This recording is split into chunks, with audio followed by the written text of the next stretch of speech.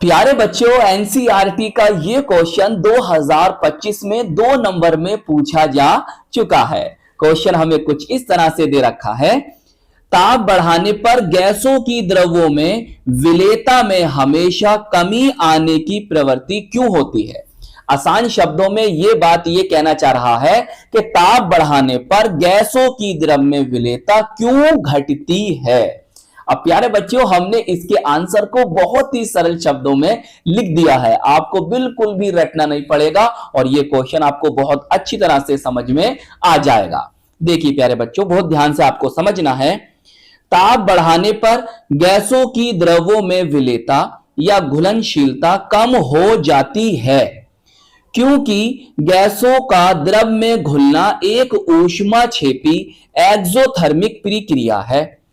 ऊष्माक्षेपी प्रक्रिया exothermic process क्या होती है प्यारे बच्चों? ऐसी प्रक्रिया जिसमें ऊष्मा निकलती है। तो ऐसे याद रख लीजिए, ऊष्मा का निकलना ऊष्माक्षेपी प्रक्रिया एक्सोथर्मिक प्रोसेस कहलाता है।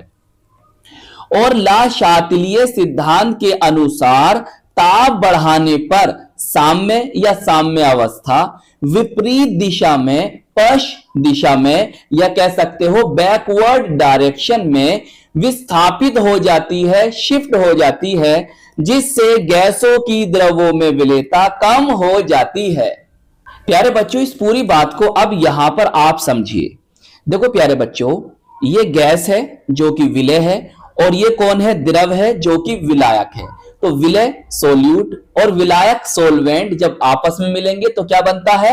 विलयन बनता है, सॉल्यूशन बनता है। इतनी बात समझ में आ गई। अब प्यारे बच्चों, हमने लिखा यहां पर प्लस ऊष्मा।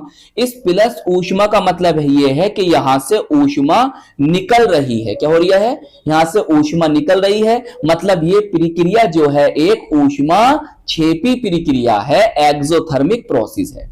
अगर प्यारे बच्चों आप इस वाली बात को डेल्टा एच बोले तो एंथैल्पी के रूप में लिखना चाहते हो तो यहां पर आपको माइनस लिखना होगा। नेगेटिव जो भी ऊष्मा निकलेगी उसे आपको माइनस में दिखाना होगा। बात समझ में आ गई?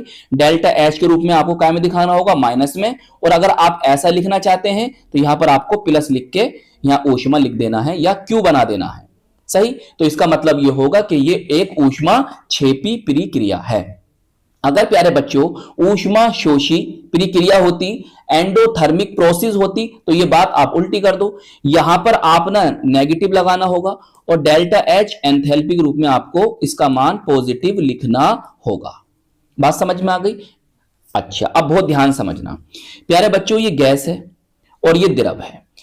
जब आप टेम्परेचर को बढ़ा रहे हो, टेम्परेचर बोले तो ताप, जब आप ताप को बढ़ा रहे हो तो गैस को जब आपने द्रव में घोला और टेम्परेचर को, ताप को बढ़ा दिया, तो साम्य अगर अग्र दिशा में जाएगा, आगे जाएगा, फॉरवर्ड डायरेक्शन में जाएगा, तो गैस जो होगी द्रव में घुलेगी।